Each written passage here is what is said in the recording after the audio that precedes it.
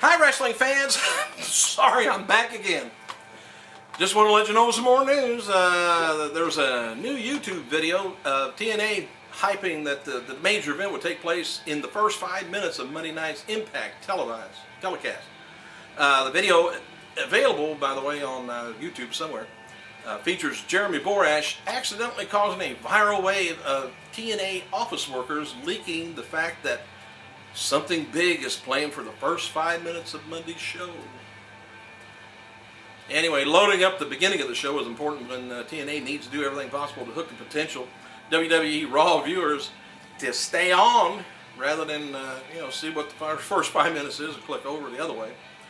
But at the same time, TNA's past ratings pattern reveals a frequent problem with holding the audience from the first quarter hour through the last quarter hour, so pressure will be on TNA to deliver a show opening develops that will keep the audience tuned in for the whole show. So let's turn over the channel over there and see what the first 5 minutes is.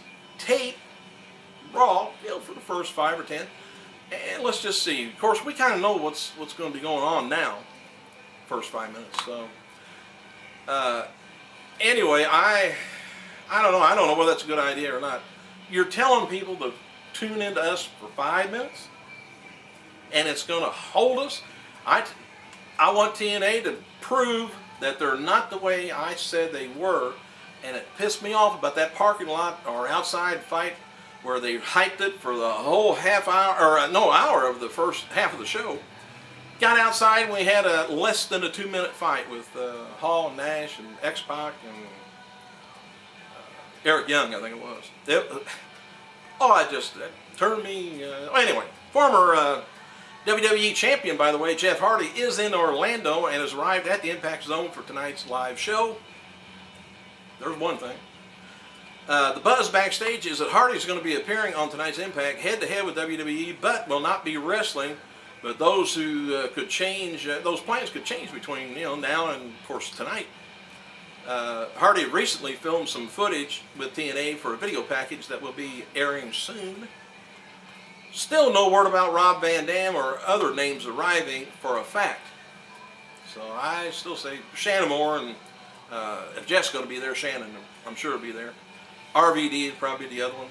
There's a little bit of rumors that Sabu could be coming with Rob Van Dam. Latest superstar to superstar star on WWE's website, featuring Sheamus talking with Troy Duffy, the writer and director of Boondock Saints, which is now on DVD. Never watched that part of their website. Tickets for the WWE's first Over the Limits pay-per-view will go on sale March 20th and will be priced at $25 to $250. Man, that's a lot of pop bottles they have to sell. You will be able to purchase tickets, by the way, on the internet, and the Over the Limits will be held May 23rd from the Joe Louis Arena, Detroit, Michigan. Steve Austin's appearance on the George Lopez Show will be coming this Tuesday night on TBS. Lopez Tonight, though, airs at 11 p.m. Austin will be on the show to promote his new movie, Damages. Former WWE director and Raw guest host Freddie Prinze Jr. Will also be on the show. Since his father's passed away and happened a long time ago, can't he just be Freddie Prinze?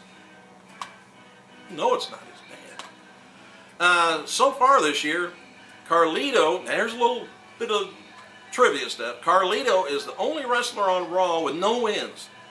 Carlito's lost 24 matches this year, 5 of them being on WWE TV. Embarrassing enough to do it at house shows. But on the SmackDown side, Mike Knox is the only star with no wins in 2010. He's lost 13 matches this year, had 1 in with a no winner, no loser. 5 of his losses came on WWE TV. Chavo Guerrero was winless this year until he defeated Evan Bourne at a live event over the weekend. Good going. Ric Flair, by the way, has appeared at the Charlotte Bobcats versus Lakers game in Charlotte, North Carolina on Friday night. Regarding his return to the ring on Impact, Flair told the Charlotte Observer that he misses the business and TNA creative is a nice opportunity for him. He didn't finish that, probably to make money, is what he was saying. Pardon me. TNA is bringing in legends, wrestling legends, for the Lockdown Fan Fest outside of St. Louis next month. So far, we've got Dory Funk Jr. is scheduled for appearing. There's one legend. Now, maybe try for two. Independent ballet former adult star Trina Michaels is in Orlando today for TNA Impact airing tonight. Trina is a good friend of Mick Foley. No word if she's going to be working for TNA or not. Dixie Carter wrote the following on her Twitter this morning regarding the big show. TNA's worked 8 years for this night. So I'm very proud, so excited. Impact starts hot. Don't miss it. Spike TV, 9 o'clock tonight.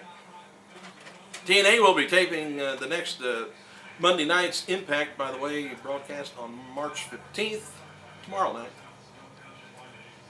That ain't tomorrow night. Don't get me confused again. So, completely with, I guess they were talking about with a new, Jeremy Borash on Twitter a few minutes ago. He just watched the new opening Impact.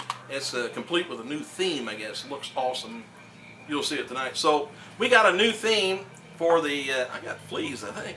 We got a new theme that's going to just drive up the ratings for Impact.